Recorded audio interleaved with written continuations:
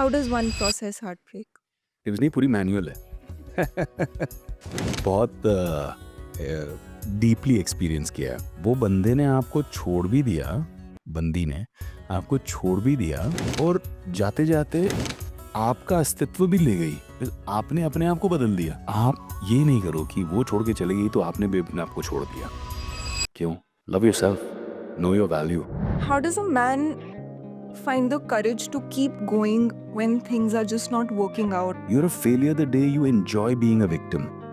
है बेचारा यार, pat on the back, तेरे साथ बहुत बुरा हुआ यार। हाँ यार, मैं बेचारा, मैं victim. What makes a man feel manly? The most powerful thing that makes a man feel manly is his woman. She has the power to make him feel like the complete man, and she has the power to erode that. Vivek Oberoi, welcome to Men's Locker Room. Thank you, Sadhika. How are you today? I'm very well, but I want to understand what's a girl doing in the men's locker room? Well, a girl is adding a bit of character because, men don't live in isolation. So I Yeah. just thought, I guess in today's world, and for the better, there are no limits for girls anymore, right? for sure. Walk into the men's locker room and own it. Exactly. Yeah, that's a nice ring to it. Yes. So, आजकल आप बताओ क्या कर रहे हो? Have you been in Dubai? Have you been in Bombay? I've been in an aircraft यार. कभी Dubai, कभी मुंबई. It's close by, तो थोड़ा सा आसान पड़ जाता है. But काम इतना चल रहा है दोनों तरफ. दुबई में अपनी real estate company है B&W Developments, which is doing wonders by the grace of Almighty. And Bharat में all the companies that I built, सब एक एक करके IPO के लिए रेडी हो गई हैं, तो सबकी प्री IPO तैयारी चल रही है। फिर मर्चेंट बैंकर्स के साथ डिस्कशंस चल रहे हैं, कैपिटल रेजिंग शुरू हो गया है। तो ये सारे and then post IPO deployment plans, growth strategies, vision statements to create, तो वो सब पे काम चल रहा है नॉन स्टॉप। काफी exciting time. It's a good time. आपके फैंस के लिए भी काफी एक्साइटिंग टाइम है because I know that Masti 4 is in the work. That's right, yes. How do you feel about that? A lot of fun, lot of मस्ती is gonna happen. हम 4-5 लोग पागल हैं, रितेश आफ्ताब, मैं और इंदु जी, ऑफ कोर्स द पागलपन के बैंड मास्टर, एंड मिलाप Javeri, who's coming in to direct it, who wrote the first original मस्ती 20 years ago. हम सब दोबारा मिल रहे हैं, so it's feeling like a reunion of a mad, crazy, dysfunctional family. And the script is amazing, so I'm really Yeah. looking forward to it. Yeah. Some hint for the audience what they should look forward to? It's just madness. Just madness. I mean, let me just put it as subtly as I can. The first half, the men will be happy. And the second half, the men will be very unhappy and the women will be very happy. Okay, so for me it's the second half then. Yes. Acha, I have a very interesting question to ask you Ji. actually. So, what are 3 Vivek Oberoi films that you think everyone should watch? That's indeed a very interesting question, because I'm not the kind of person who forces down the throat of somebody says, "Ye meri achhi picture hai, so dekho." Because I always get very different reactions, But I've been an actor 22 years. Yeah. I think 67 or 68 film series. So somebody comes in and they'll love an Inside Edge. Somebody will be an old schooler who just love Satya and say, "Why aren't you doing more love stories?" Somebody will say gangster, shootout at Lokhandwala, Company. Yes. Somebody will notice the slightly off films like Rakta Charitra or Omkara. And somebody else will come in and say, we want to see you in something really hardcore, commercial, like Prince, or like Krish 3, where I played Carl. So all of the reactions are so disparate. They're so different from each other that you get confused. And sometimes it happens to you, आप पकड़े जाते हो. You look at a person and you judge and you think, अच्छा, इसकी ये favorite होगी. So I had an experience recently. Maybe 72, 73-year-old lady came up to me and she says, "I'm a huge fan." In my head, I'm thinking, अब ये साथिया बोलेंगी. And I'm saying, "Thank you, ma'am. Thank you so much." It's at the other. Oh, I love Lokhandwala. I've watched it so many times. That gangster role. And I'm thinking, ये 75 साल की aunty जी हैं और मुझे बोल रही Lokhandwala gangster films. She totally caught me off guard, and I actually asked her, I said, like, for real? And she was like, "Yeah, I love it." And she started repeating Maya Dolo's dialogues, and I was like, "Oh, superb." It was an iconic film. I personally loved it. और उसमें एक scene है जो as a viewer मेरा बहुत favourite था, even though जान निकल गई थी वो देख के, व्हेन आई थिंक आप किसी को मार रहे होते हो and he is meant to lick something of the stair, और फिर आप उसको पीछे से लात मारते हो. Oh my god, that was intense. And I think around the time that you shoot out at Lokhandwala, you were also supposed to be shooting for Om Shanti Om, but then you had to pick. So you of course picked Ticked. Maya. It was an either or because the dates were also clashing, and then this was a negative, this was a negative, and I was like, and I liked Maya Dolus. I'd already finished researching on Maya Dolus. By the time Farah approached me for Om Shanti Om, I'd already started doing my whole research, met cops, read his crime files, started visualizing the character, because I had a good 4-5 months in already preparing for that role. So then at that point to suddenly switch gear and go into a suave suit, but I'm just glad Arjun played it. He did such a great job. अगर आपको situation different मिलती तो क्या आप ओम शांति ओम भी करते? Of course, why not? I mean, if there was a clear choice and I had time to do both, I would have definitely done Om Shanti Om. I think Farah made a superb film, and it's always amazing to work with Shabai. In my entire career, I've had the fun and opportunity of just doing a few nights of shoot together on Sathiya, where he was so kind to play a guest appearance in the film. पता है shoot out at Lokhandwala के बाद a lot of fans on Reddit also, until date, I don't know if you know about Reddit. I know about Reddit, but Yeah. I don't know about what you're saying. Okay, so there's active conversation which spoke about that, how after the success and massive success of Shoot Out at Lokhandwala, there weren't many films that could capitalize on that success. Did you also feel the same? I mean, yeah, I think so. But see, when you grow older and wiser, perspective in life changes. So you don't sit on, अरे तब हो सकता था, हो सकता है. I truly believe कि life जो है ना वो एक string of choices है. आपको जो choices वहाँ उस वक्त available हैं, आप उसमें से best choice ले लो. And then you move next to the next choice. It's like a game, right? You have to keep going to the next choice. So if I sit today while Sadika is asking me this question और मैं सोचूं कि मेरे पास आज दो choices हैं.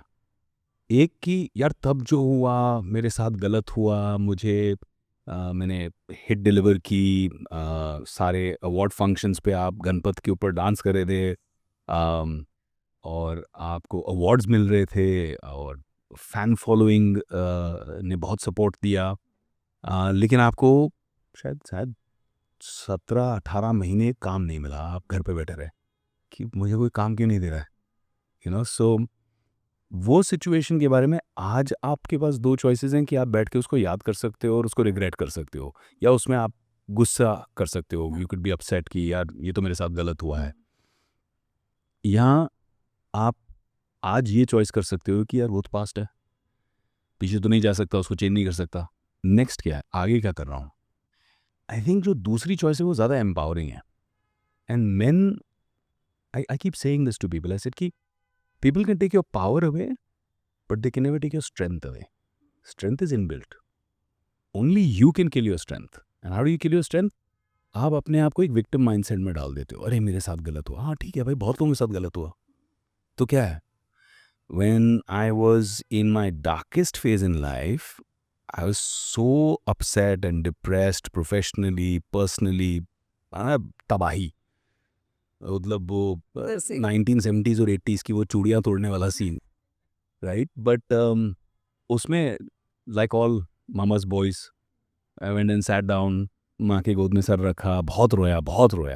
And she is so patient. I feel कि mothers have a next level of patience. तो बस ऐसे सहलाते गई. जैसे मैंने शांत हो गया, रोना बंद हुआ, शी सेड चलो मेरे साथ. And she took me to Tata memorial hospital paediatric wing.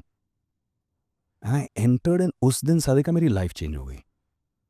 2 things that I realized that day. When I walked in, मैंने वहाँ देखा कि 6, 7, 8 साल के छोटे छोटे बच्चे हैं जो कैंसर से फाइट कर रहे हैं.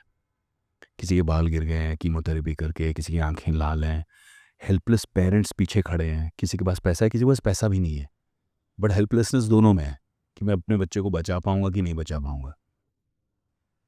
The first realisation I had, वो आहा मोमेंट ऑफ लाइफ जो होता है जहाँ से लाइफ चेंज होना शुरू होती है, वॉज यार मेरी प्रॉब्लम क्या प्रॉब्लम है, मतलब बकवास प्रॉब्लम है. मैं I am being so stupid, I am being like a child, I am saying मुझे ये नहीं मिल रहा है, मुझे वो नहीं मिल रहा है, मुझे इनकी लाइफ देखो यार। 7 साल के बच्चे को एक्सप्लेन कैसे कर सकते हो कि तुझे कैंसर हुआ है? क्या थियरी क्या है? कार्मिक थियरी है क्या? मतलब how? It is so unfair. या उसे स्कूल में, स्कूल यार्ड में अपने दोस्तों के साथ, बच्चों के साथ अपनी चाइल्डहुड को एन्जॉय करना हो रहा है right now. And he is sitting in an insecure position looking at his parents कि कल होगा कि नहीं होगा, पता नहीं।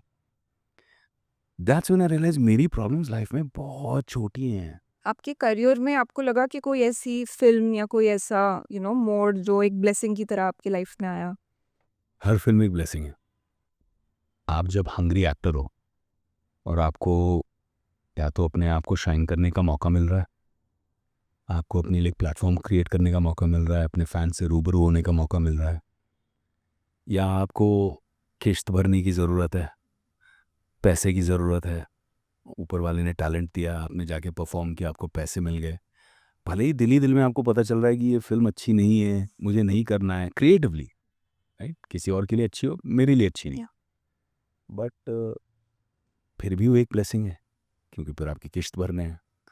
तो आई थिंक हर फ़िल्म एक ब्लेसिंग है, और ये दोनों भी अगर नहीं है, पैसों की ज़रूरत नहीं है या ठीक से पैसे नहीं मिल रहे और पिक्चर भी अच्छी नहीं है, हुँ, तो तीसरी ब्लेसिंग ये है कि आपको वो रियलाइज़ेशन की तरफ ले जाती है। बिकॉज़ हर दिन जो अपने आप को कोसते हो, मैंने ये फ़िल्म क्यों की? I am so unhappy, I am so unsatisfied, मैं यहाँ सेट पे हूँ, मुझे मज़ा नहीं आ रहा है। प्रोफ़ेशनली आप अपना काम कर रहे हो, लेकिन दिल ही दिल में तो आप कोस रहे हो। वो एक्सपीरियंस आपको तब याद करके आपको लगता है, नहीं यार, दिस इज़ नॉट एम्पावरमेंट। दोबारा I am not putting myself in this situation. मैं अब ये दोबारा नहीं करूँगा। तो हर फ़िल्म एक ब्लेसिंग है, क्योंकि कुछ ना कुछ तो उससे मिल ही रहा है। और एक लर्निंग भी हो गई हाँ? उस हिसाब से। आपने बायोपिक करी थी प्राइम मिनिस्टर नरेंद्र मोदी के ऊपर, right? Fans were expecting a lot bigger response, considering his popularity also. So what do you think happened there when the film released? Politics happened. Response तो बहुत बड़ा मिला, लेकिन जहाँ से चाहिए था वहाँ से नहीं मिला। इलेक्शन कमीशन से रिस्पॉन्स मिला बहुत बड़ा-बड़ा, 36-36 पेज का। सुप्रीम कोर्ट से रिस्पॉन्स मिला बहुत बड़ा, 100-100 पेज का। बट जहाँ से रिस्पॉन्स चाहिए था वहाँ से नहीं मिला। आई थिंक जब आप फ़िल्म बनाते हैं तो एक एस्पेक्ट होता है क्रिएटिव एग्जीक्यूशन, और एक एस्पेक्ट होता है करेक्ट डिस्ट्रीब्यूशन। जैसे अनिल ठड़ानी है, not many people know who he is, but industry में everybody knows who he is, because he works magic with the creative distribution. He knows ये पिक्चर यहाँ डिस्ट्रीब्यूट करना है, इस स्क्रीन में डालना है, इसकी ये ऑडियंस है, and 9 out of 10 times he gets it right. He is got a great track record. He is a master in himself, but most regular people know him as Ravina Tandon's husband, Mm.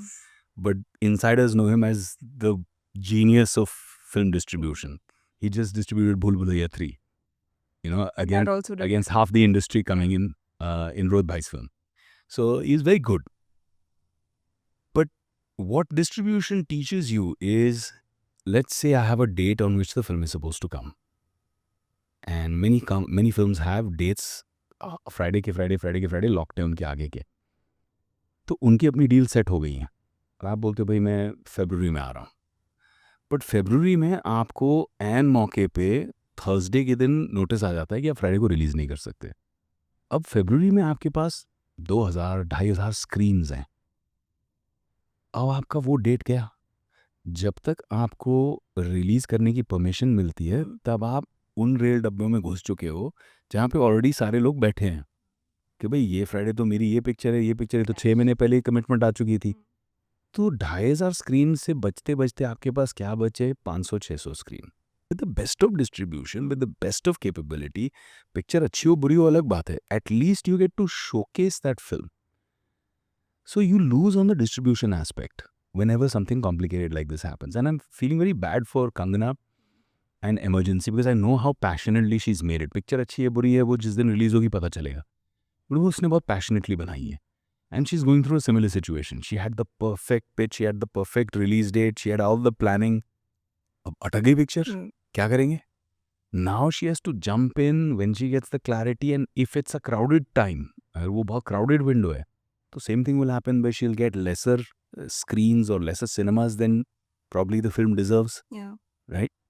So those kind of things are completely out of your hand.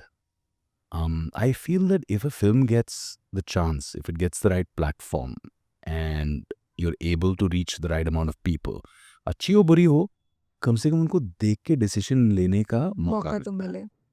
वैसे कितनी सारी so many things have to go right for a movie to work actually. मैं ना एक बहुत बड़ी international company से बात कर रहा था जो इंश्योरेंस करती है, and because I understand business and I built out a whole bunch of insurance structures for multiple businesses. I sat with them one day and I said कि चलो क्रिएटिवली हम लोग बात करते हैं कि हम फिल्म को इंश्योर कर सकते हैं कि नहीं कर सकते हैं, कैसे इंश्योर कर सकते हैं। Complete journey. अभी क्या होता है, फिल्म की शूटिंग या भगवान न करे बट किसी क्रिटिकल पर्सन का कोई एक्सीडेंट हो जाए या बीमार पड़ जाए, और तो शूटिंग के जो डेज लॉस होते हैं उसका इंश्योरेंस होता है आज भी। Okay. Like if an actor is shooting on the set और उसका एक्सीडेंट हो गया या तो कुछ हो गया, तो वो विंडो इंश्योर होता है, या सेट में आग लग गई तो वो इंश्योर हो जाता है। But the whole journey of the film उसकी इंश्योरेंस नहीं होती। We sat and we jammed 4 घंटे कि यार ये कंपोनेंट, ये वेरिएबल, जब हमने लिस्ट किया तो कम से कम 100-150 वेरिएबल्स निकले फिल्म मेकिंग में। बस। और उस दिन ना, after that meeting I had new respect for producers, क्योंकि लोगों को सिर्फ ये लगता था कि यार ये क्या करते हैं, बस पैसे लगाते हैं और पैसे कमाते हैं, इतना ही इनका रोल है। But to take that journey of variables, अलग लेवल का जिगर चाहिए यार। सही में। मैं तो हमारे यहाँ पे सेट पे प्रोड्यूसर्स देखती हूँ, उनका तो काम अभी उससे बहुत छोटा है, but I am sure a lot goes into it. वैसे एक और एक्टिव कॉन्वर्सेशन जिसके बारे में बहुत सारे लोग बात करते हैं, that is nepotism, right? The N word. The N word. But I think बहुत कम लोग एक दूसरी चीज के बारे में बात करते हैं। एक्टर्स लाइक यू और रणवीर शोरी हैज स्पोकन अबाउट लॉबिंग, के even the stars who have the benefits of nepotism face that, they have something else to tackle. Do you think it's still prevalent? Well, look, I'm a believer in meritocracy, whether it's in the film industry or any other industry. कोई मेरा नेफ्यू है, नीस है, तो मैंने उसको अपने organisation की बागडोर संभालने के लिए कह दिया, that's not me. I believe merit होना चाहिए। आई बिलीव कि आप अपने घर के बच्चों को अच्छी तरह ट्रेन करो, आप उनको करेक्ट एक्सपोजर दो। जब मैं 11 साल का था और first time I remember going to my father and said कि मुझे लगता है मुझे एक्टर बनना है, and he said something incredible to me. He said कि it's good to desire, desire gives you ambition, goals, fuel to try and achieve what your dreams are. But always deserve what you desire. And उसके लिए बेटा मेहनत करनी पड़ेगी. And it clicked. And from the age of 11 started a journey कि जब भी free time होता था तो थिएटर जाना, वर्कशॉप्स करना, ट्रिनिटी कॉलेज ऑफ लंदन का कॉरेस्पॉन्डेंस कोर्स करना, स्कोर करना in all kinds of inter college, inter school, professional theatre, struggle. Time free होता था तो पार्टी करने के बदले में I used to go and be a dubbing artist. सारी जो अंग्रेज़ी फिल्म्स हिंदी में डब हो रही थी उस समय मैं बैठ के डब करता था। That dedication and commitment came from that कि आई शुड डिज़र्व इट, तो मुझे उसके पे मेहनत करनी है, I have to achieve that. इसीलिए when it came to joining the industry, after having done all this work, after having won 3 national level golds in performing arts, and having done professional theatre, doing a master's in New York at Tisch, ये सब करके आने के बाद में dad told me ये अब्बास मुस्तान है, ये स्क्रिप्ट लिखी है, ये हम आपको लॉन्च करने जा रहे हैं। And it didn't sit well with me. Yeah. Anybody else should have been just so happy, सजी सजाई थाली मिल गई। पर मुझे रात को नींद नहीं आती थी बिकॉज माई कॉन्शियंस सेड कि नहीं, ये गलत है, क्योंकि ये मुझे एक सजा सजाया प्लेटफॉर्म मिल रहा है, मुझे पता कैसे चलेगा कि मुझ में वो बात है या नहीं है। मेरिट पे नहीं हो रहा है ये, और आज तक जो मैंने किया था वो मेरिट पे किया था लाइफ में। तो I actually got up in the morning, Punjabi style, पेरी पेना टू डैड, चाय पी रहे थे। फिर मैंने बोला मुझे ये फिल्म नहीं करनी है। ही थोड़ा ज़्यादा कोल्ड फीट। सर क्या हुआ? Are you nervous? I said, no, I'm not nervous. I'm actually coming down with absolute clarity. With all due respect and all humility, thank you for doing this, but I will go to Abbas Mustan Saab and I will apologize and say कि I don't want to do this film. मैं struggle करूँगा।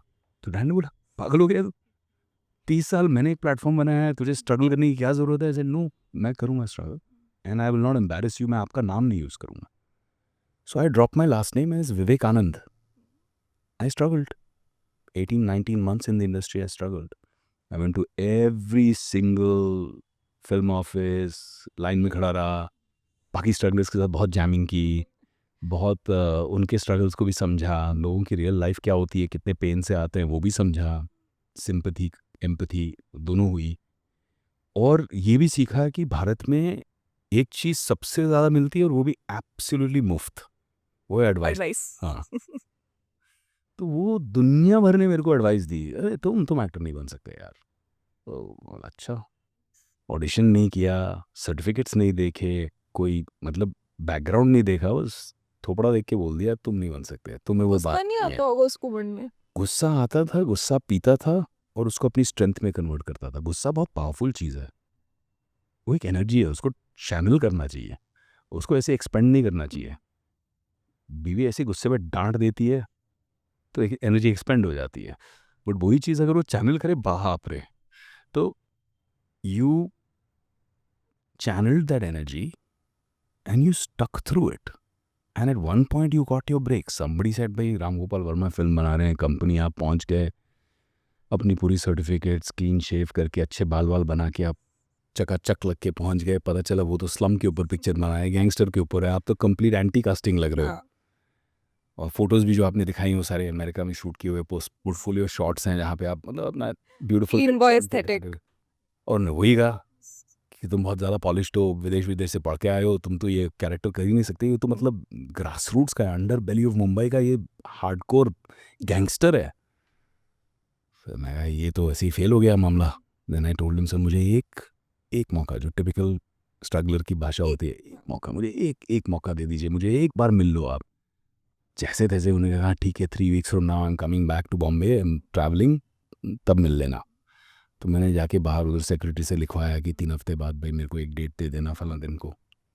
आई didn't go back home from mister Verma's office, I went straight to बस्ती Ruia park में। वहाँ जाके मैंने खोली ढूंढी और खोली को भाड़े पे लिया।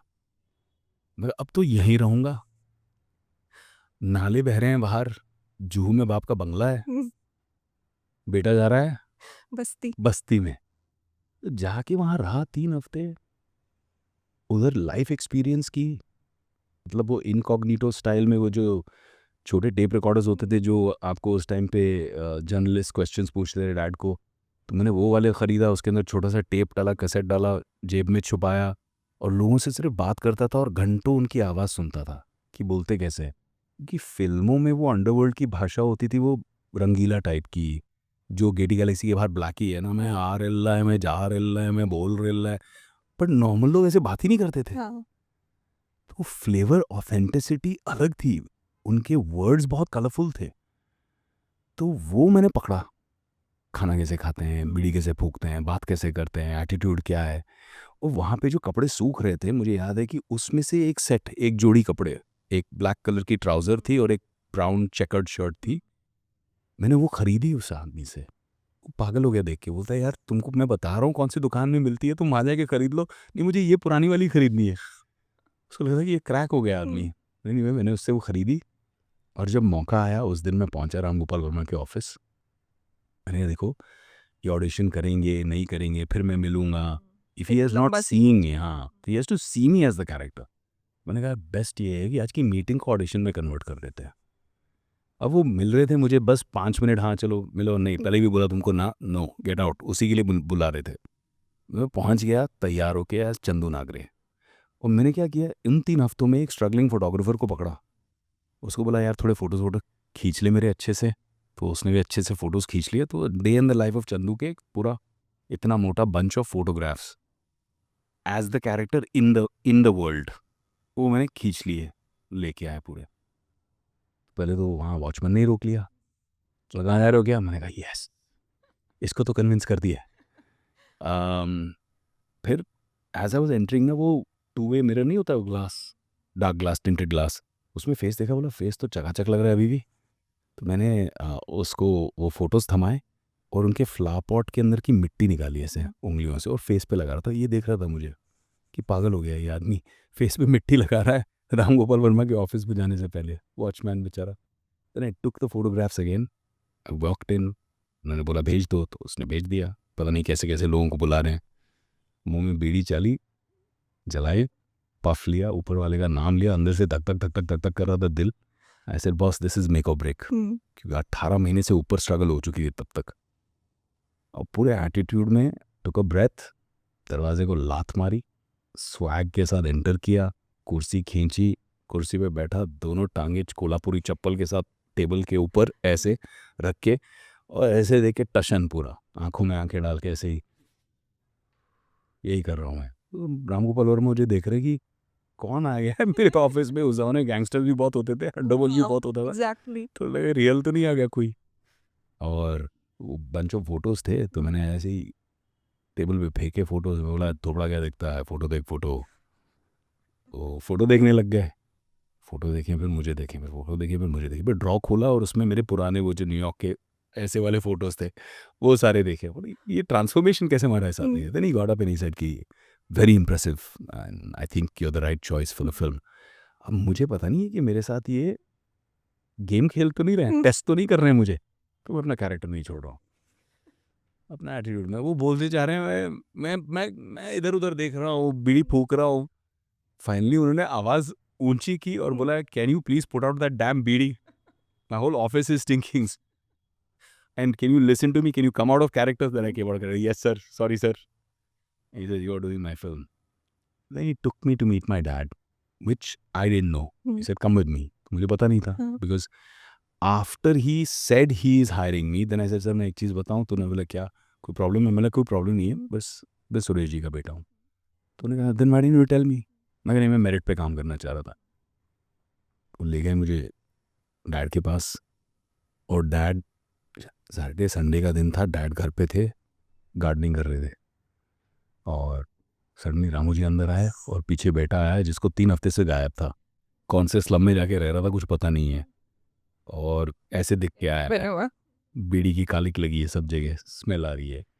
तो एंटर किया, डैड मुझे देख रहे हैं कि ये क्या हो रहा है, कुछ समझ में नहीं आया। उनको लगा कि क्वार्टर लाइफ क्राइसिस हिट हो गया। Quarter life crisis. उन्हें रामगोपाल वर्मा जी ने बात बताई और बोला कि आपके बेटे को मैं साइन कर रहा हूँ, और डैड के वॉलेट से 10 रुपये का नोट लिया, क्योंकि रामू जी वॉलेट कैरी नहीं करते हैं, तो 10 रुपये का नोट लिया और मुझे पकड़ाया, साइन। बोनस। डैड की आंखों में जो एक सेंस ऑफ प्राइड, एक सेंस ऑफ पेन, क्योंकि स्ट्रगल तो देखा, रोज़ बेटा उठ रहा है, रोज़ बाहर जा रहा है, वापस आ रहा है, मतलब गोइंग आउट शोल्डर ऐसे, कमिंग होम शोल्डर ऐसे, तो दिखता है ना एक फादर के दिल को वो फील होती है कि has he made the right decision. But kudos to dad कि gave me that space and said कि ठीक है भाई तेरी डिसीजन है। एंड आई टोल्ड हिम कि अगर सक्सेस होगी तो मेरी होगी, फेलियर होगी तो मेरी होगी। आई don't want anybody's borrowed success और फेलियर। Great story. हम तो यार मतलब जो भी ऑपोजिशन साइड ऑफ नेपोटिज्म है उसके लिए भी एक शब्द निकालो, हम तो वो वाले क्लब के हैं यार। आपने नोटिस किया कि आजकल फिल्म इंडस्ट्री में भी जिस टाइप के कैरेक्टर्स आ रहे हैं, वो quote and quote toxic male alpha figures of heroes आ रही है, whether it is a Kabir Singh और whether it is an Animal. So what do you think about those characters? It's a pushback. It's a counter to the overt expectation of a bit of a wokish influence, a very left liberal minded influence that has a extreme expectation of men. So it's a pushback. Life is about harmony. It's संतुलन, pendulum है। आपको लगता है मैं pendulum को इस तरफ खींचूंगा ना तो ये इस तरफ रह जाएगा, वो नहीं रहेगा, वो उल्टा जाएगा और सेंटर में भी नहीं आएगा, वो ऑपोजिट डायरेक्शन में जाएगा। आप देख लेना किसी भी चीज़ में, if you are in a relationship with your man और woman, whoever you are in a relationship with your partner, if you push them to a point, there's a breaking point, and then that pushback comes so hard that it won't come back to the center, it'll go back to the opposite direction. Yeah. You see that in any relationship with your staff, who's your immediate, junior who's working under you, or your boss who's working above you. Any relationship, it works like that. You have to find a central balance. So I feel society has expected so much of men. Because a man is born with that sense कि I'm a man, I'm not supposed to cry, I'm not supposed to come and share my pain, I'm supposed to shield and protect my family and my loved ones from my struggles. I'm supposed to be the one working day and night, dealing with whatever I am on the work front, earning money. And I'm not saying that women don't face the same, because you have a lot of working women and I respect them a lot. But from a man's perspective, that, okay, I have to go and do all of this and achieve this, and when he comes back home, he still has to be the father, and the The bond with the provider. mother is a different bond of a child. Every child has a very different bond with the mother. I mean, yes, there's a little bit of idolization of daughters and sons to their fathers, but the thickness or the depth of the bond that one shares with their mother versus what they share with their father, there's a difference. And you feel somewhere, am I not an equal contributor? पर माँ है.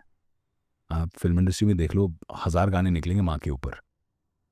बाप के ऊपर पता नहीं कितने गाने निकलेंगे. I don't know. पापा कहते हैं maybe one or two. So it's always that. And I think that whether it's Animal, I love that song in the film, or whether it's Kabir Singh, or whether it's any other film that is pushing men, it's a response to that pendulum. You know, when you create an expectation of the perfect Maryada Purushottam, you forget that aside from the gentleness, when he had to fight, he was a fierce warrior. That's not the representation. आप श्री राम को calendar पे देखो, मूर्ति में देखो, सौम्य रूप है, काम, तुम्हारी अपेक्षा वो हो जाती है. बट आप अगर उनको विजुलाइज करो, इमेजिन करो ऑन द बैटल फील्ड, वो ऐसे स्माइल करके तो एरोज नहीं मार रहे होंगे. रावण का वध जब किया तो एक पावर फियर्स वॉरियर दिखा आपको. तो वो रूप हम दिखना नहीं चाहते. वो men should be allowed to express themselves fully just like women. And this is the fault of men. आपने कई 100 साल, 1000 साल औरतों को सप्रेस किया. पेंडुलम, पुशबैक आएगा, कहीं ना कहीं जाके सेटल करेगा. दैट समन्वय इज इम्पॉर्टेंट. मियाँ बीवी में भी वो होना चाहिए, बाप बेटे में भी वो होना चाहिए. बाप को भी पता होना चाहिए मुझे बेटे को कब बोलना बंद करना है, ज़्यादा नहीं बोलना है. वो बैलेंस इज इम्पॉर्टेंट. आपका मैस्कुलिनिटी के ऊपर क्या व्यू है 2024 में, in this year? I believe that men need to have a wholesome experience of life. A wholesome experience of life means you need to have your relationships. You need to have that love. You need to be able to invest time in every one of your familial relationships. Many of the times we think, I'm doing this all for my family, so let me work extra 4 hours. But if I just told you, what if this was the last day that you had with your family? What would you do? You'd leave the work immediately and go back with home. them. We shouldn't have to have wake-up calls to be able to prioritize that. And I'm guilty of this myself. I'm doing a lot of work. There's a lot of pressure on me.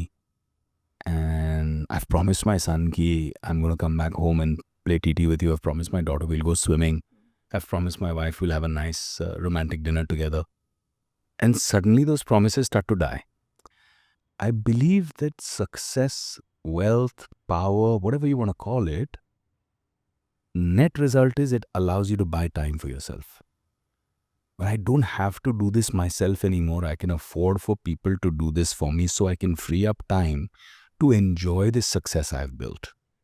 I have a fancy car, but I can't spend time enjoying the drive. What's the purpose? I have a beautiful home, but I can't sit and enjoy the house, listen to some music, have a nice meal. So kya fayda? It's counterproductive. So I believe men need to have a wholesome experience on the family side, a sense of achievement and purpose both, on the professional and philanthropic side. And I believe that each of us, no matter which stage of life we are in, we should have एक अपना social impact होना चाहिए. भले एक गली में आपको एक गरीब बच्चा रास्ते पे दिख गया, उसका आपने पालन पोषण शुरू किया, उसको स्कूल में जाके डलाया, it does not take that much effort. मैंने किया हुआ है. But what are you willing to give up for that? How important is that for you? Comes back to the same thing we discussed. Choices हैं. पता है, मेरे को एक इंटरव्यू याद आ रहा है. आई थिंक अजय देवगन किसी से बात कर रहे थे, तो उन्होंने ये वाली चीज़ बोली कि in this generation of actors he doesn't see dominant male personalities anymore. He said that all that is coming are boys. You know, he doesn't see that dominant male personality, whether it was maybe a Jackie Shroff or a Sanjay Dutt or you for that matter, you know. Do you feel the same? हाँ वो है ना. आई feel कि धीरे धीरे करके pendulum उस तरफ स्विंग होगा. If you see the south has manage to maintain that. Agreed. इसीलिए वो वैक्यूम भरने के लिए आज पूरे उत्तर भारत में भी लोग एक सदर्न स्टार को देखने जाते हैं टू फील अ कनेक्ट. आप अल्लू अर्जुन को देखो पुष्पा में, आप यश को देखो केजीएफ में, आप प्रभास को देख लो, तो you feel that vacuum. Bachchan has left a massive vacuum after that was filled by the next generation, and then after that खाली है. Yeah. तो वो ज़रूरी है ना. Somebody has to fill it up. You've left an empty space. Tell me who is the next Sunny Deol? There isn't. Who is the next Ajay Devgan? There isn't. Who is the next Sanjay Dutt? There isn't. A personality that can just walk in and own the room. Yeah. That There is- man thing. नहीं है. What's the difference between a man and a boy? A boy walks into the room hoping that he can please everyone. A man walks into the room knowing he doesn't have to please anyone. Very nice. That's the difference. Do you think men are always in competition mode? No. I believe when you come to a point of security, there's two choices that you make in life. Again, I go back to choices. One is, like, for me personally, I feel that you can never enjoy your success if you continue to stay insecure. मैंने इतना बना लिया, वो देखना कोई और बना लेगा तो, मेरे से आगे निकल जाएगा तो. How can you enjoy your success? रात की नींद खराब हो जाएगी, तो दुनिया थम जाए, कोई और काम नहीं करे, कोई और आपकी तरह एस्पायर करके ऊपर नहीं आए. That's one outlook. The other outlook is what I take. Whatever level of success in whichever field I have had, कोई भी मेरे पास आता है, आई फील जेन्युइनली आ रहा है, जेन्युइनली नीड्स गाइडेंस और हेल्प, मैं उसके साथ धंधा करूं नहीं करूं, मैं उसके साथ इन्वेस्ट करूं नहीं करूं, मैं उसके साथ फिल्म करूं नहीं करूं, I will give whole hearted advice with absolute sincerity, and in that moment pray to the divine, इसका भला हो, may he achieve his success, may he achieve his dreams, may he be deserving to achieve his dreams. That's something I practice. That is the antidote to insecurity. वरना FOMO फोबो जो भी कह लो सब आ जाता है. हाँ, और पता है मैं ये क्यों पूछ रही थी, क्योंकि मैंने रिसेंटली एक स्टडी पढ़ी थी, उसमें ये लिखा हुआ था, स्टडी पढ़ी थी या कोई कह रहा था शायद किसी इंटरव्यू में, कि when a man meets another man and they shake hands, right, कहीं ना कहीं वो दिमाग में ही sizing him up and he is thinking whether I can take him or not. Maybe that's a primal instinct that a man has. और या look, reverse भी होता है. रिवर्स. हाँ, जैसे कोई आया और कुछ ज़्यादा ही स्ट्रॉन्ग हैंडशेक किया ना मेरे साथ, मुझे लगता है नर्वस है. अगर मैं सामने बैठ के नेगोशिएट कर रहा हूँ किसी के साथ and somebody is trying to be very expressive, then मेरा चेस गेम शुरू हो जाता है. On a negotiation table, you are fighting for your side, he's fighting for his side. Now, if you're on the same side of the table, no weapons up. But battlefield pe, you have to be a good warrior. So then I start playing the reverse game. Because I know he's trying to impress me. Look at me. I'm so powerful. I'm so empowered. I play the opposite then. I sit, I relax, I slouch, I look around. Very easy and casual. सामने वाला हिल जाता है. Because you're not matching his frequency and intensity.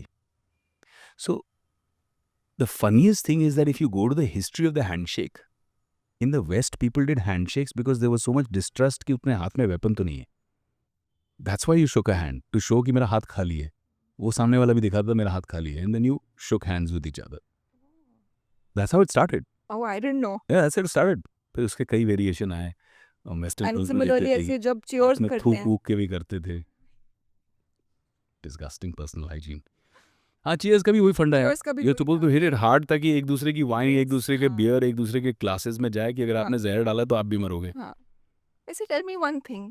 What makes a man feel manly? Many things, but the most powerful thing that makes a man feel manly is his woman. Yeah. She has the power, not him, she has the power to make him feel like the complete man, and she has the power to erode that. And is that the same thing, that the reverse of which will attack one's masculinity also? Absolutely.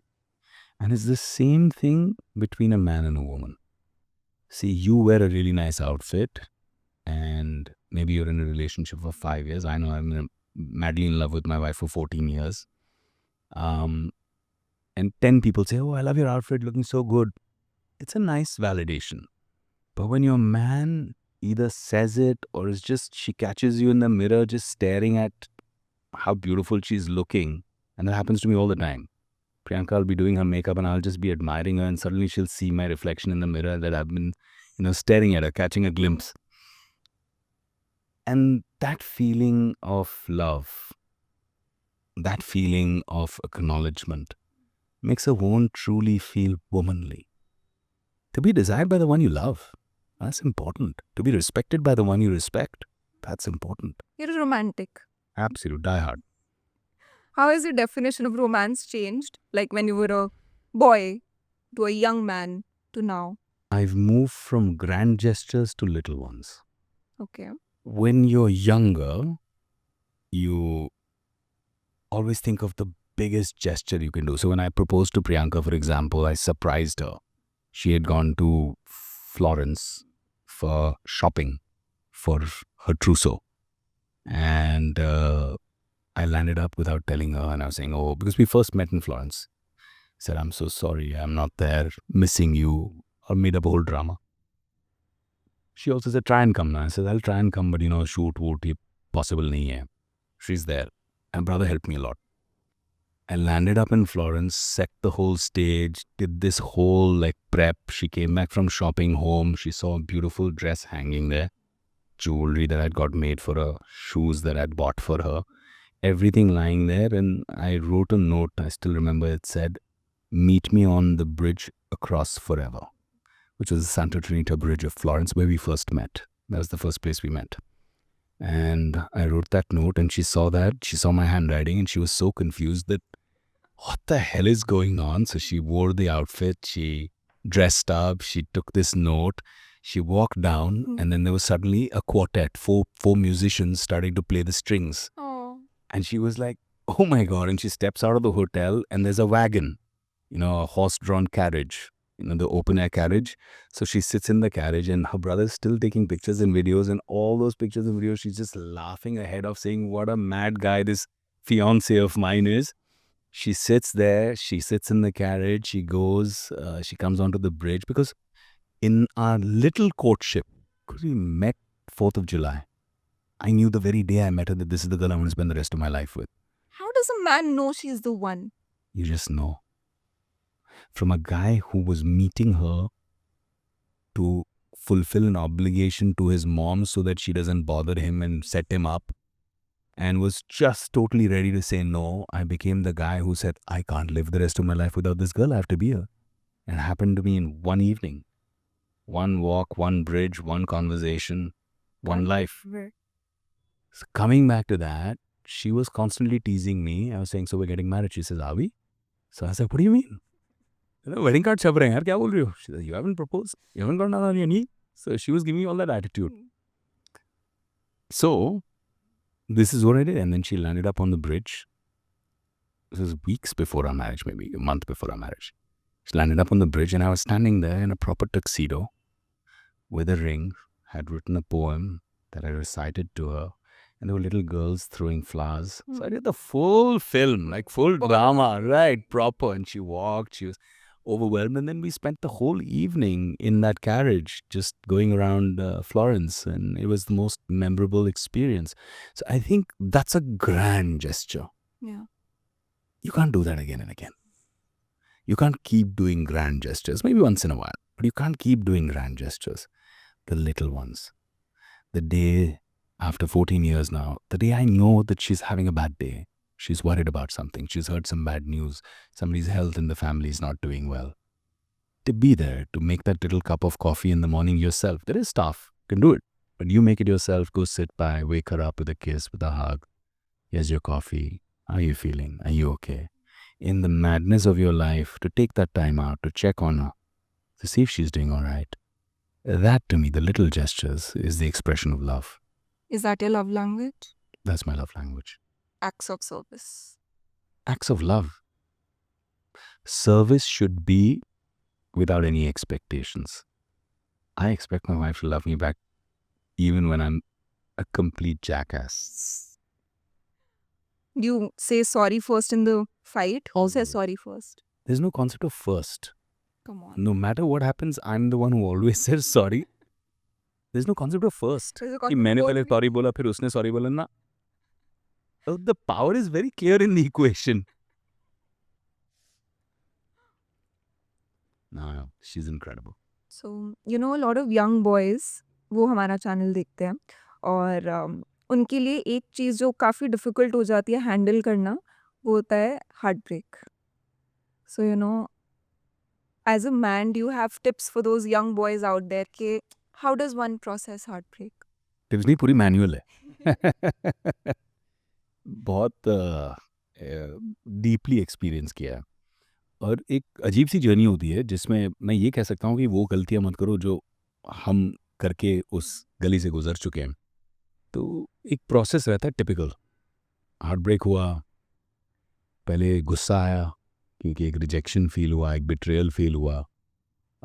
फिर दोस्त भी मिले, जो boys will be boys, तो साथ में बैठेंगे, दारू पियेंगे, साथ में मिल के गाली देंगे, अपसेट होंगे कि तेरे साथ ऐसा नहीं करना चाहिए था, सब उसकी गलती है, टिपिकली Yes.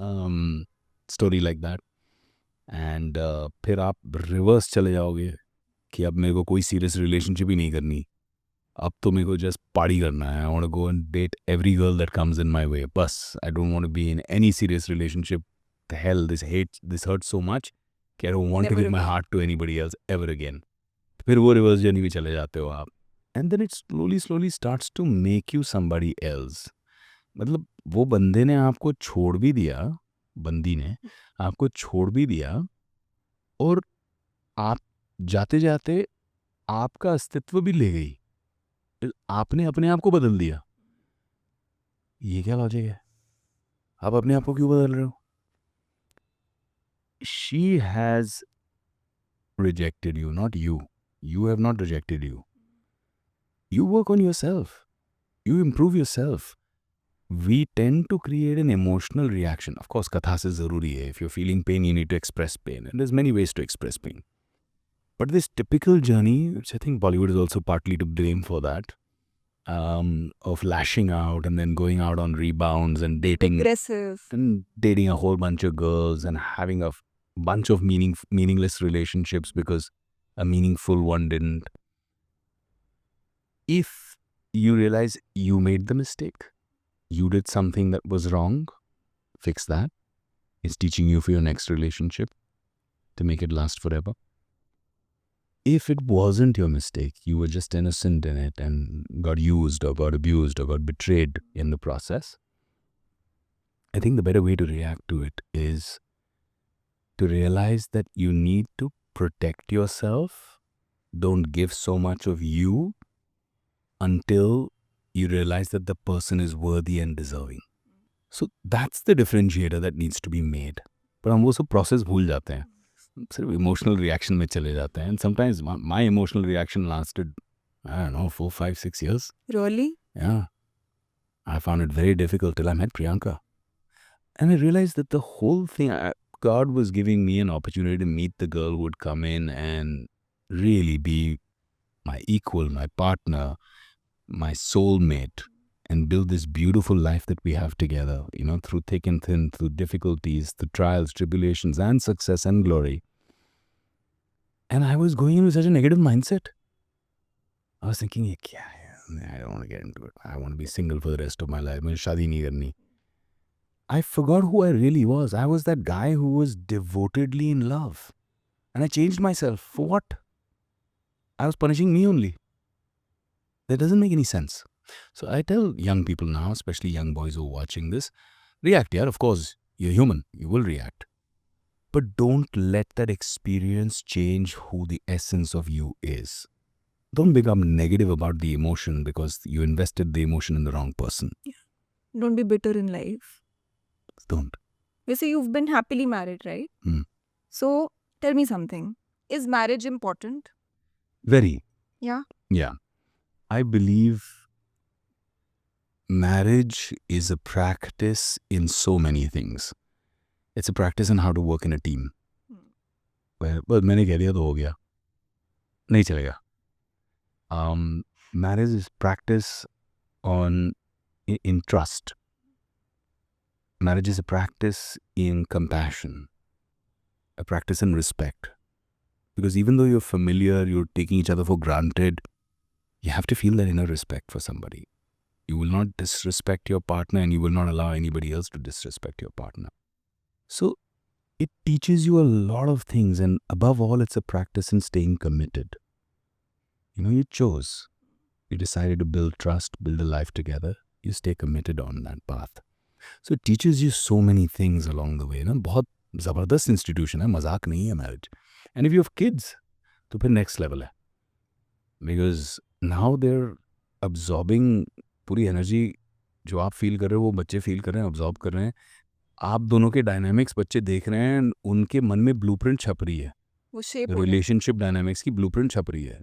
तो अगर आप बदतमीजी से अपनी बीवी से बात कर रहे हो तो बेटा के दिमाग में यही होता है, अच्छा आदमी बदतमीजी से अपनी बीवी से बात करता है. अब वो ब्लूप्रिंट छप जाएगी उसके दिमाग में, आगे चल के बहुत नुकसान देगी. सेम थिंग बेटी शायद देख के ये सोचे कि अच्छा ऐसा ही होता है, मर्द डांटता है तो आई शुड एक्सेप्ट इट. ये बहुत बड़ी जिम्मेदारी है, to set the right tone and build it from there. गलतियाँ सबसे होती हैं, बट उसको रियलाइज़ करना और ठीक करना वो इम्पोर्टेंट है. बट इन शॉर्ट मैं ये कह रहा हूँ कि आप ये नहीं करो कि वो छोड़ के चले गई तो आपने भी अपने आप को छोड़ दिया.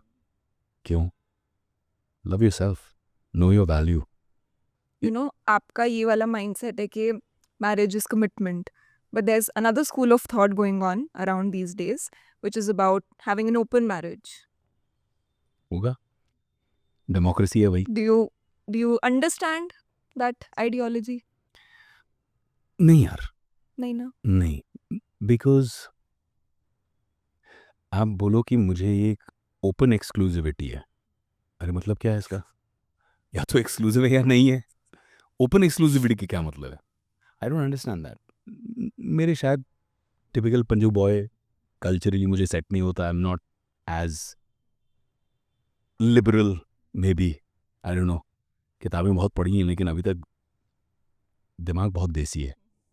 तो मेरी थिंकिंग ये है कि लोग बोलते हैं कल्चर, वैल्यूज़, ये सारी बातें करते हैं, संस्कार, पर इसके पीछे बहुत बड़ी साइंस है यार.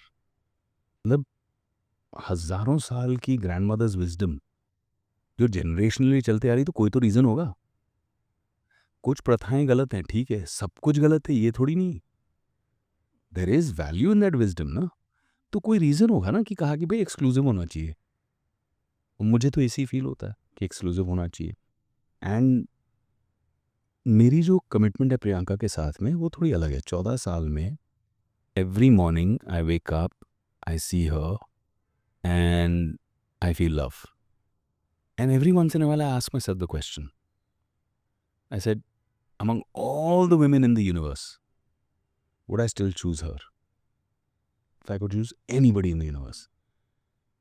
And the answer is yes, I would still choose her. So if you can feel that every day, every year, every 10 years of your life, then it's more liberating than an open marriage. Agreed. Because you're not there because you have to be there. 14 साल पहले कसम खाई थी यार, 7 चक्कर काटे थे, तो करना पड़ेगा. हाँ, you want to, मजा उसमें है. And you have to work on each other to figure out how to want each other continuously in every way, physically, emotionally, spiritually. You have to evolve together. So we keep changing as people. Yeah. Happy wife, happy life is true. 100%. Yes. अरे बाप रे, जब आप लोगों की लड़ाइयाँ होती है तो प्रियंका काम करना बहुत कम गुस्सा होती है. हाँ. और उसका ओनली पेन पॉइंट होता है टाइम. मुझसे लाइफ में कुछ नहीं मांगती, कुछ भी नहीं. मतलब मैं कोई ब्रांडेड बैग भी ला के दे दूँ, देखेगी, बोलेगी अच्छा, मतलब डजंट एक्साइट हर. पर मैं उसको बोलूँ हम 4 दिन के लिए ना साथ में गायब हो रहे हैं, उसकी एक्साइटमेंट नेक्स्ट लेवल है. अच्छा कहाँ जा रहे हैं, क्या हो रहा है, what are we doing? And you're really lucky, man, if that's what your wife wants. She doesn't want the jewelry, she doesn't want the luxury car, she doesn't want the bags. She wants you. Time की लड़ाई सबसे sweet लड़ाई है भाई. The वो day she she begin stops wanting you, the day she doesn't care, how will you feel? पता है maybe it's a generation issue or what, but I see women in this generation, or at least in their young 20s or whatever, want very different things. For example, एक young लड़की का मलाल एक young boyfriend से रहता है वो ये है कि भाई when will we soft launch our relationship on Instagram, हम Instagram official कब करेंगे.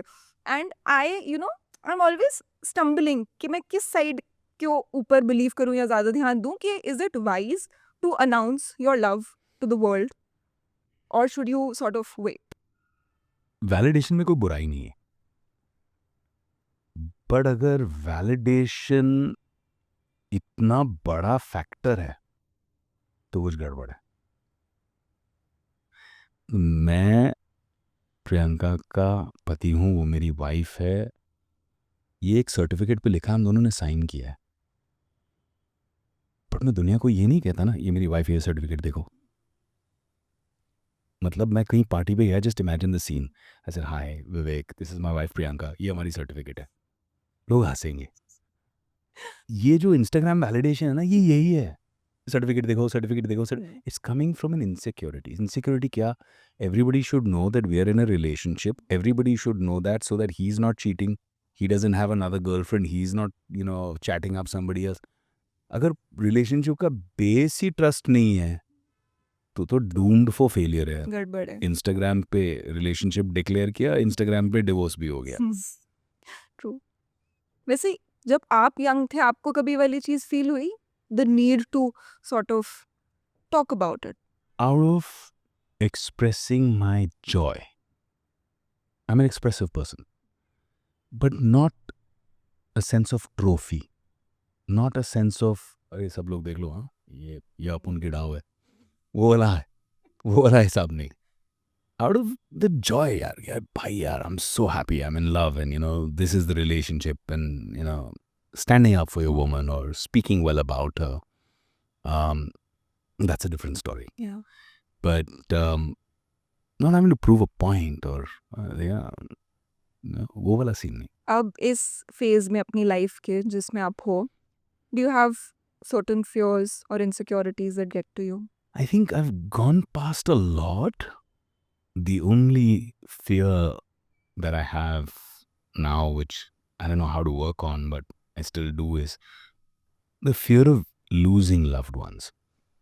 Very early in my life, my childhood sweetheart, she was 12, I was 13 when we started dating, whatever you want to call it. It used to be Archie's cards to each other. And then went on into a relationship where I was 18, she was 17. And I just thought, this is it. This is the girl from school to college. And eventually we're going to get married and then we would have kids. You were Uday Chopra from तो Dhoom. पूरा वो life मैंने set करके रखा था अपने दिमाग में. But I remember the first national gold medal I got, and I had gone into Kurukshetra University for the nationals. I was trying to call her. वो उस ज़माने में यही था. I was trying to call her. Phone नहीं उठा रही, घर पे कोई फ़ोन नहीं उठा रहा, क्या हो रहा है, कुछ समझ में नहीं आया. I wanted to tell her this and I won. And बीच में वो कह रही थी, I've not been feeling too well. But ठीक है यार, कोई सर्दी खांसी जुकाम होगा. I hadn't seen her for a month. Because this was very difficult competition, training, rehearsals going, nationals tha. I started taking the train back, landed, and called again. No response at her house.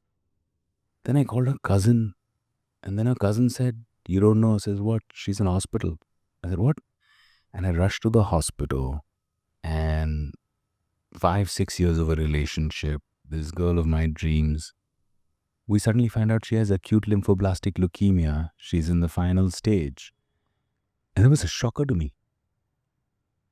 She passed away within 2 months, despite everything that we did. I was broken, shattered. I used to see her like it actually affected my mind so much because I was so deeply in love with her that I would see people walking somewhere and I'd think she's walking there. She's not dead. Even though I was there for a cremation. I had closure. But I refused to believe she's gone. And it took me years to get over that. And the funniest thing is that the way I got over it was to start working for kids who had cancer. Young kids, young people, teenagers who had cancer. Saving them because I couldn't save her. That gave me a sense of completion and closure. But what I realized from that process is that that's the only thing you have no control over. And instead, I'm trying, I still haven't got it, but instead of focusing on what if they're not there, like suddenly if I get a really late call from my mom, I panic. Is everything okay? Yeah. Everything okay? Dad's okay? You're okay? I panic. But instead of focusing on that fear of losing out, how can we focus on the quality of time that we have today? Making the most of what you have. Yeah, that's what I'm trying to do. Not doing very well at it, No. but trying to do. I think you're a work in progress. Beautiful work in progress. Thank you. But ऐसे में, how does a man find the courage to keep going when things are just not working out, or when you're faced with these atrocities in life? I think you've got to find inspiration somewhere, right? Little things, words of wisdom that you really have to pay attention to. When Priyanka and I first met, and of course I was trying to be a peacock and totally impress her. And she said, "Tell me about you." I said, "Wow, I'm Vivek Oberoi." In brackets, says, "Cool, me babe." Attitude. I'm Vivek Oberoi and I'm a film actor. And she just looked at me and laughed just the way you did just now. And she said, "That's just what you do, not who you are. Tell me who you are." Thap. दिमाग intellectual bomb से explode हो चुका है madam. And I was like, अरे बाप रे यार, Heavy question. deadly है यार. I mean, because until then I had not thought of it only. Your work became your identity. अरे बहुत लोगों के साथ होता है. Especially if it's something that makes you popular, because people look at you that way, so you start looking at yourself that way. You forget who you are, you start becoming who they think you are. So you have to understand, if the world thinks of you as a failure, अरे यार उसका startup एकदम खत्म हो गया यार, zero हो गया यार, मट्टी हो गया, अरे failure हो गया, business में failure हो गया. That is an attempt. That is not you. There are so many qualities of you that led you to that point. Either build those strengths more, remove the weaknesses, do a SWOT analysis, and then go back and try again. It's a failed attempt. You are not a failure. The attempt failed. You're a failure the day you stop trying. You're a failure the day you enjoy being a victim. Hi बेचारा यार, pat on the back. तेरे साथ बहुत बुरा हुआ यार. हाँ यार, मैं बेचारा, मैं victim. और वो फिर एक्सक्यूज बन जाता. हाँ, फिर आप victim मोड में चले गए. To move from a victim to victor, you have to do things that make you feel like a winner. Make you feel like you matter. जैसे अभी आपने वर्ड्स ऑफ विजडम की बात करी थी ना, कभी किसी ने कोई बुरी एडवाइस दी है जो सुन तो लियो उस टाइम पे, बाद में जाके लगा कि भाई भारत में जी. पैदा हुए हो, व्हाट्स द वर्स्ट एडवाइस? बुरी एडवाइस की भरमार है. मतलब कितनी चाहिए, ठोक के भाव ले लो. बुरी एडवाइस यार, धंधे में भी बुरी एडवाइस लोग देते हैं, रिलेशनशिप्स में भी बुरी एडवाइस लोग देते हैं. नहीं यार, अगर you don't behave like this ना, तुम्हें लोग स्टार नहीं समझेंगे. तो आदमी बोलता है, अच्छा मुझे थोड़ा सा अच्छा ऐसे करना पड़ता है. But for me it was in that यार. I am not a guy who can show attitude, tantrum, ये वो. ठीक है यार, क्या इतना क्या नाटक करना है. So I never fell for that. I never fell for the stupid perception games. अब उससे शायद maybe it would have been different. I don't know my journey, but I would not have been the same. And if I'm so happy with where I am today and who I am today, why would I want to change the path that got me here? Simple question है. Yeah. If you're not happy, हाँ ठीक है, फिर सोचो. Don't change the path that got you here because you can't, but change the path you're taking so it takes you somewhere better. But if you're happy where you are and where you're going and how life is panning out, then what is there to regret about what got you here? आपको कभी-कभी ऐसा लगता है कि शायद लड़कों की lifes काफ़ी ज़्यादा ईज़ी हो जाती, अगर वो ये चीज़ एक्सेप्ट कर लेंगे कि their life will be spent in a constant state of chaos? ज़रूरी नहीं है। नहीं, आपको नहीं लगता कि नहीं for a man social conditioning वगैरह एवरीथिंग जो आप बोल रहे थे that you know that fear of you not the fear but the pressure of being a provider, right? Making ends meet, being the perfect son, perfect husband, perfect father. Pressure of being a success वो बहुत ज़रूरी है। बहुत pressure है उस पे। Successful होना। For a man specially, for a man is measured by success और failure. Yeah. It's so funny अगर आप देखें ना तो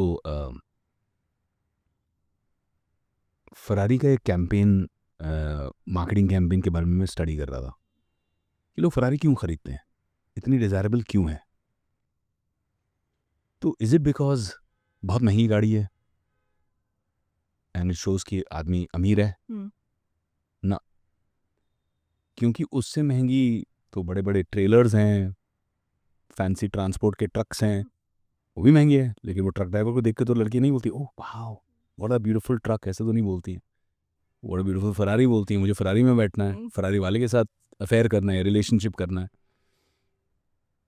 तो फंडा उसका ये निकला कि इट इज़ दैट माइंडसेट कि if you own a Ferrari, आपके पास इतना है कि आप एक इम्प्रैक्टिकल टू सीटर गाड़ी को भी अफोर्ड कर सकते हो। You have enough and plenty, abundance is signalled by waste, कि मेरी दूसरी प्रैक्टिकल गाड़ी भी होगी, ये तो ऐसे ही ऑन द साइड एक टू सीटर भी है। That is the mental signalling subconsciously जो लड़कियों को जाती है, and then they respond to a Ferrari, and बाकी सब सोशल कंडीशनिंग कर लेता है, कूल बैकग्राउंड स्कोर, उसके शॉट्स, ये वो सब करके फरारी फीलिंग आ जाती है। So success is also big story यार, कि how you signal your success. बंदा बहुत सक्सेसफुल है, बहुत सेल्फ अश्योर्ड है, फ्लैशी नहीं है, will he catch the I of the girls और नॉट, आई डोंट नो। तो it is chaos from that perspective till you have internal clarity. अपनी क्लैरिटी होना बहुत जरूरी है। अगर मैं बोलूँ ये नाइट क्लब है, इधर एंटर करके मुझे सारी लड़कियों को इम्प्रेस करना है, पॉसिबल ही नहीं है। कोई लड़की एक चीज से इम्प्रेस होगी तो कोई लोग दूसरे से इम्प्रेस होगी, कोई किसी और बात से इम्प्रेस होगी, कोई कपड़ों से, कोई ज्वेलरी से, कोई घड़ी से, कोई गाड़ी से, कोई बंदे के चेहरे से, कोई पैसे से। बट उन सबको छान के अगर क्लैरिटी ढूंढ रहे हो कि मी, मुझे कौन चाहता है, नॉट मेरा कौन चाहता है, फर्क है। हाँ। वैसे आपकी ड्रीम कार कौन सी है? ड्रीम कार अभी खरीदी एक, कौन सी? आई बड़ा ब्यूटीफुल रोल्स रॉयस कलमन। डैड आए हुए थे तो मुझे लगा कि Magnificent. इसको खरीदते हैं, एक limited edition, powder blue interior, very nice. Dad के हाथ से मुझे इनाग्रेशन करानी थी गाड़ी की। तो जब गाड़ी आई फिर मैंने डैड को चाबी पकड़ाई एंड ही ड्रोव इट, मज़ा आया। What is the feeling of sitting in a Rolls Royce? It's an amazing feeling, it's a feeling of comfort, it's a feeling of luxury, it's an empowering feeling and a feeling of success. अगर किसी इंसान को, let's suppose a young 20-year-old something wants to be a businessman, what are three things that one should keep in mind, or three qualities that one need to have to become a successful businessman? Passion, are you passionate about the idea? Perseverance, थोड़ा सा block मिला तो आप तुम दबा के पीछे हट गए। Mm. परसिवियरेंस, वो नदी को देखना है जो पहाड़ के सामने भी टकराते टकराते टकराते फाइनली अपना रास्ता बना ही लेती है ना। पानी इतना हल्का है, पहाड़ इतना स्ट्रांग है, चढ़ है, ये कोमल है, लेकिन परसिवियरेंस उसको चीर के निकाल देती है आगे। तो परसिवियरेंस बहुत इंपॉर्टेंट चीज़ है। तो पैशन है, परसिवियरेंस है और फोकस है। करना बहुत कुछ है, पैशनेट भी हो, परसिवियरेंस भी है, दिन में 25 घंटे काम कर रहे हो, लेकिन फोकस्ड नहीं हो, एग्जीक्यूटेबल स्टेप्स पे नहीं चल रहे हो, प्लान पाथ क्लियर नहीं है, तो फिर मुश्किल है। या तो फेल हो जाओगे, या तो जो अचीव करना था वो नहीं अचीव कर पाओगे। प्लॉट कर लो अपनी मैप को कि मुझे यहाँ इस टाइम लाइन तक पहुँचना है, and give yourself a wide timeline. सबसे ज़्यादा गलती लोग क्या करते हैं, चाहे वो डाइट हो या बिजनेस प्लान, बोले 3 महीने में 25 किलो लूज करना है, 3 महीने में। अरे नहीं होने वाला मेरे भाई, 10,000 करोड़ की कंपनी करनी है 3 महीने में, नहीं होने वाला भाई। रियलिस्टिक ही नहीं है। Give yourself time. क्यों, प्रॉब्लम क्या है, you are setting yourself up for failure. You are so hard on yourself कि 3 महीने बाद आप भूल गए, यार मेरा टारगेट था 3 महीने का, मैंने नहीं अचीव किया। क्यों? उल्टा एक्सटेंड दैट टारगेट, जैसे इंडिगो करती है। अगर 2.5 घंटे की फ्लाइट है तो 2 घंटे 50 मिनट।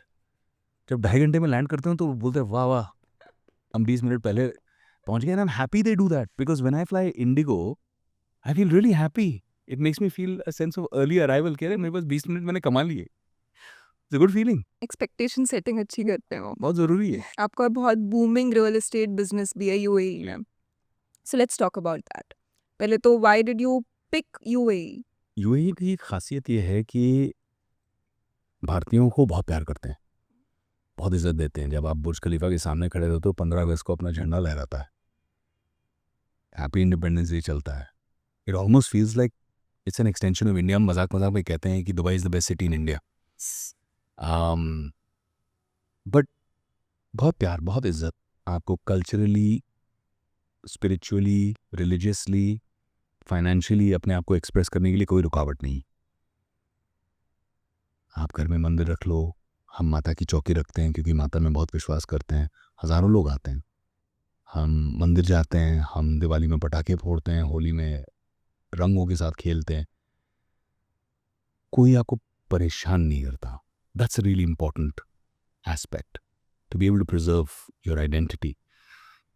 और आपके देश को इतना प्यार मिलता है, आप कहीं भी जाते हो। जब when I was winning awards from royal family members, ministers for performance of BMW developments there, वहाँ पे हर एक इंसान को मैंने बोला थैंक यू सो मच, आप लोगों ने हमारी इतनी सपोर्ट की, हमारी कंपनी इतनी ग्रो हुई है। वो कहते नहीं, ये आपका देश है, ये जो बना है पूरा यूएई है तो इंडियंस ने तो बिल्ड किया है। और ये रॉयल फैमिली मेंबर्स और मंत्री लेवल के लोग ऐसे बोलते हैं, तो you feel really really good. So it doesn't feel like you are not home. They have that art, they make you feel at home. मेरी कंपनी में आज 400 एम्प्लॉयज़ हैं, 80 से ज़्यादा नेशनैलिटीज़ हैं, 50 शायद भाषाएं होंगी, लोग बातें करते रहते हैं। तो इट्स अ ग्रेट माइक्रोकॉस्म। काम करने की स्पीड, एबिलिटी टू स्केल बहुत ज़्यादा, ईज ऑफ डूइंग बिजनेस बहुत अच्छा है, क्लैरिटी है, वेरिएबल्स कम है। So I like doing business in UAE and it's been very kind to us, to me and Ankur, my younger brother, my partner in BMW. We've been able to build the company sizable. We have 14 projects, ultra luxury, working with some of the best brands in the world. अभी दिसंबर एक बड़ी announcement करेंगे हम. So God's been very kind and things are good. What do you think, according to you, are you a better actor or a better businessman? Oof. Well, I think I'm hungrier as an actor than as a businessman. Hmm. As a businessman, I think I'm very satiated, satisfied. Now I'm trying to chase impact more. Recently, I just went to San Francisco. And I've been working from 2014 for a beautiful organization called Ekal Vidyalaya. There I'm the global ambassador for. And हम हर साल जाते हैं, थोड़ा पैसा raise करते हैं, भारत के गाँव में, खासकर बिल्कुल ही जो पिछड़े वर्ग के, पिछड़े समाज के लोग हैं, ट्राइबल्स हैं, उनके लिए हम मेहनत करते हैं कि उनको हम एम्पावर कैसे करें। तो कुछ साल पहले हमने एक इंटीग्रेटेड विलेज डेवलपमेंट प्रोग्राम शुरू किया, जहाँ पे 30 गांव का क्लस्टर होता, और उस क्लस्टर में हम बच्चों की एजुकेशन, क्योंकि वहाँ तक एजुकेशन पहुँचती नहीं, रोड ही नहीं पहुँचता तो एजुकेशन क्या पहुँचेगी, तो बच्चों की education, telemedicine, computer training, internet services, women empowerment, women rights, women's health and organic farming. तो ऐसे कई चीज़ों का हमने एक संगठित अप्रोच क्रिएट किया जो पूरे के पूरे गांव को financially and health wise, education wise self sustaining बना दे।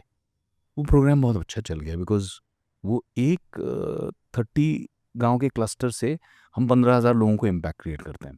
तो अब जब मैं यूएस गया हुआ था, तो आई रेज्ड $5 million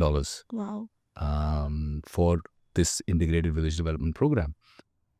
अब वो एक एफर्ट से, एंड बहुत सारे अमेजिंग वॉलंटियर्स की कड़ी मेहनत से हम 2.25 लाख लोगों की लाइफ्स को हमेशा हमेशा के लिए इम्पैक्ट करेंगे 600 गांव के अंदर भारत के।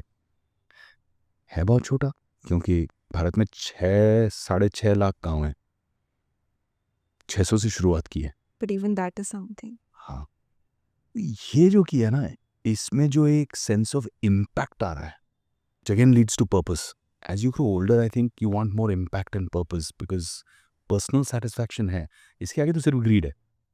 अब क्या ही इसके ऊपर आप गाड़ी ले लोगे, क्या ही इसके ऊपर आप मतलब जो लग्जरी आपको चाहिए सब है, इसके ऊपर तो सिर्फ ग्रीड है। यू डोंट नीड और ग्रीड का जो अंतर है उसमें समझ में आ जाना चाहिए और बोलना चाहिए भाई ये लाइन है, इसको डिफाइन कर दो, डोंट अब्यूज इट।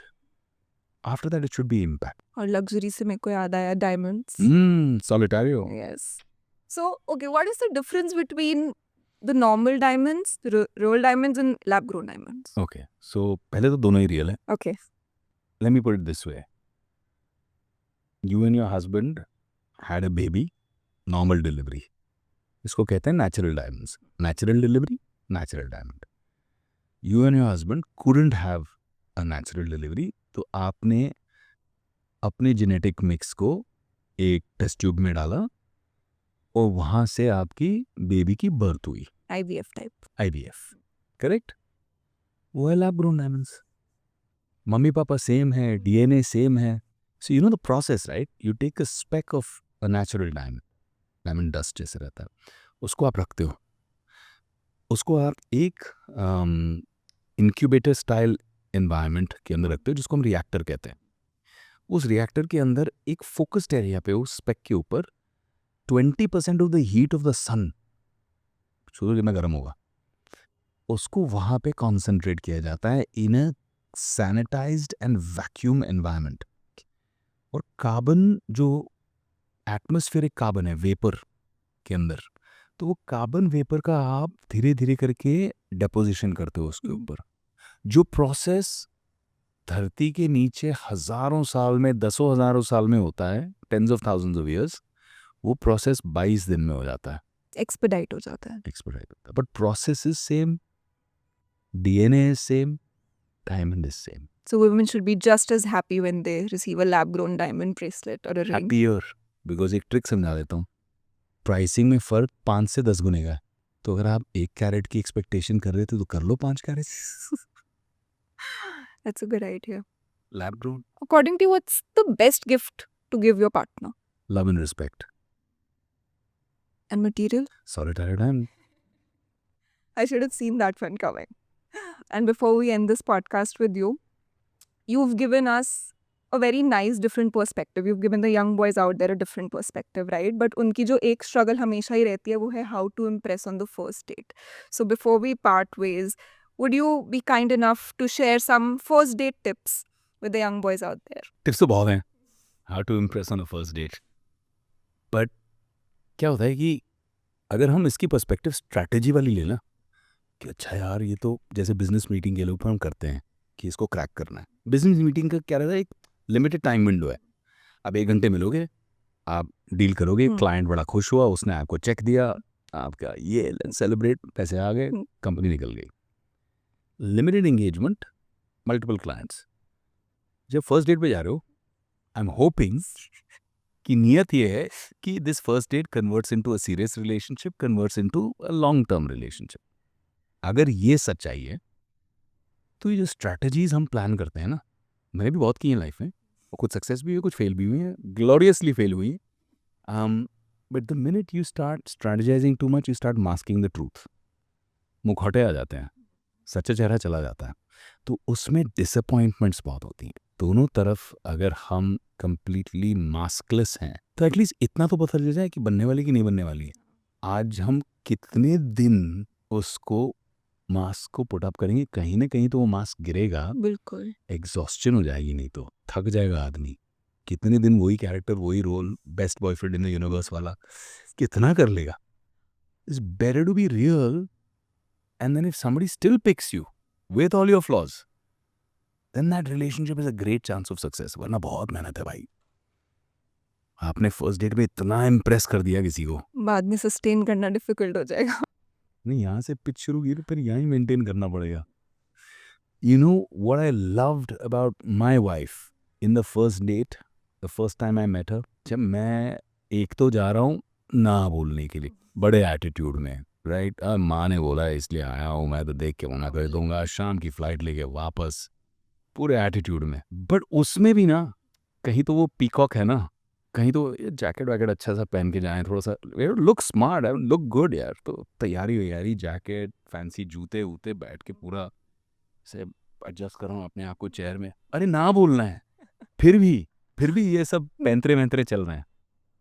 अब सामने से वो चल के आई, I was stunned. Not because वो एक मतलब शैम्पू कमर्शियल के अंदर लहराते हुए बाल ऐसे चल के आई ना, बिकॉज उसका रिवर्स.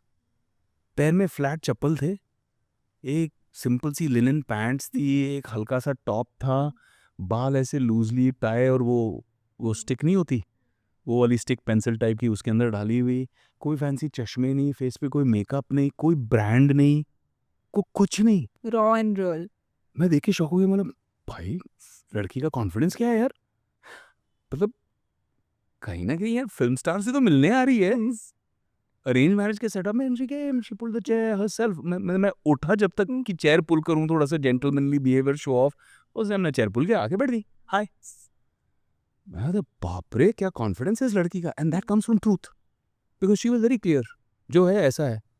बाद में शादी होने के बाद मुझे मामन ने बताया कि हमने इतना डांटा, हमने बोला कुछ मेकअप तो लगा, हमने कहा कुछ अच्छे कपड़े पहन, बोलती नहीं, लाइफ में मैं ऐसी दिखने वाली हूँ, अगर ऐसी पसंद हो तो ठीक है, नहीं है तो मतलब वो ओकेजनली कभी ड्रेसअप करूंगी मैं, नहीं तो everyday is this who I am, how I look. पसंद है तो ये ठीक है, बिकॉज लाइफ लॉन्ग पार्टनरशिप रखनी है. And it worked. तो उल्टी स्ट्रैटेजी भी होती है कभी कभी. कहते हैं ना that of course you should love your partner but first you should learn how to accept your partner with everything that they have. उसकी वजह से ना मेरा भी रिस्पॉन्स बहुत रियल रहा. मैं भी ये सब में नहीं गया, मैंने भी सब बताया. मतलब जब उसने फाइनली पूछा ना कि tell me who you are, मगर ठीक है यार, गूगल में ना बहुत सारी मिस इन्फॉर्मेशन है मेरे बारे में, लोग बहुत सारी कहानियाँ बनाते हैं, इतना सब नहीं है. और जो है वो ये है, रियल है. हाँ ये सब मैं एक लैश आउट के विंडो में था, पागल हो गया था थोड़ा, तो ये सब मैंने किया है. Before anybody else tells you, मतलब मैं सारा I'll be कन्फेशन honest. खुद ही बता देता हूँ, ये सब किया है, बट आई एम डन. मैं अभी इस जोन से बाहर आ चुका हूँ, because I realise I am only punishing myself. Yeah. And she appreciated that. He was real, he was honest. कभी Honesty is रियलिटी ना, हाँ ऑनेस्टी कभी बहुत वैल्यू क्रिएट कर जाती है. लिबरेटिंग भी होती है, हल्का लगता है। हाँ, कोई टॉक्सिक ट्रेट है आपका? कभी कभी सेवियर कॉम्प्लेक्स आ जाता है. Hmm. I have to check myself. क्या होता है आप किसी और को बचाने के चक्कर में ना अपनी छाती पे बॉम्ब वॉम्ब लगा के ना सुसाइड करने निकल जाते हो. तो वो सेवियर कॉम्प्लेक्स बहुत डेंजरस है यार. Is it a man thing वैसे? Maybe, I don't know. Like, in a woman, a savior complex could be कि ओ मैं इसको चेंज कर दूंगी। ना, ये कितना टॉक्सिक और एंग्री है, इसका एंगर मैं हील करूंगी, मैं ऐसे वापस वो वाला. बिल्कुल। सेम मैन का भी ऐसे ही रहता है कि मैं जान दे दूंगा गर्लफ्रेंड के लिए, दोस्त के लिए, किसी के लिए भी मैं जान दे दूंगा, मर जाऊंगा तेरे लिए. तो उसमें फिर मर ही जाता आदमी, और शौक बनाने भी कोई नहीं आता. तो saviour complex is a problem है. You should stay away from that. Be real, be honest. Don't value yourself also. Don't undersell yourself so much कि मतलब मैं मर जाऊंगा, मैं खत्म हो जाऊंगा, एनीथिंग फॉर यू, वो नहीं करना चाहिए. That I have learned the hard way. तो यू शुड वैल्यू योरसेल्फ. और एक क्वेश्चन जो मैं पीछे भूल गई थी, so maybe I can ask you that. You know, you said something very interesting about sitting on a negotiating table. So, considering you've been a businessman now, right? कोई ऐसी टिप्स होती हैं जो दिमाग में रखनी चाहिए when you're sitting across on a negotiating table, and maybe this can be for a boy who's sitting for an interview, right? Or maybe this could be for somebody trying to crack his own business deal. Are there some pointers to keep in mind? There are a lot of pointers. See, you have to spend the person who starts speaking first loses power first. Yeah. because it starts to become that you're pitching to me. Right? So if you're going in for an interview, wait to be asked the question. Introduce yourself, be pleasant, wait to be asked the question. Take a pause before you say something, because then it seems more important than it is. Speak in a voice which doesn't try to come across as desperate or aggressive. Self-assured. People like being self-assured. People like having that confidence. Inspiring confidence in them is important. If you're not sure about the answer, say, let me get back to you on that. Don't make a fool of yourself. If you can research everything about the organization before you go in for an interview, and in your first interview say, this is where I think I can add value. I think you're lacking in this department, and you don't have to say it in that way. You have to say that I think we're not optimal. हम इसको बहुत बेहतर कर सकते हैं, and I think I can add value in this process. But don't give away your trade secret or your hatkanda. Keep that value. Let them want you, let them chase you, and say, okay, come, we're willing to pay, we're willing to hire you, build this out for us. Because where there is one idea, there may be many. On a negotiating table, for example, I'm negotiating for a better deal. I know a person is empowered, but he's saying, I have to talk to the boss, and I don't know if I can make this happen. Then I will start switching roles and start saying, no, man, I get it. I get you have no power in this. I get that. I know this is above you. Psychological warfare. Immediately the person starts to respond with, wait, hold on.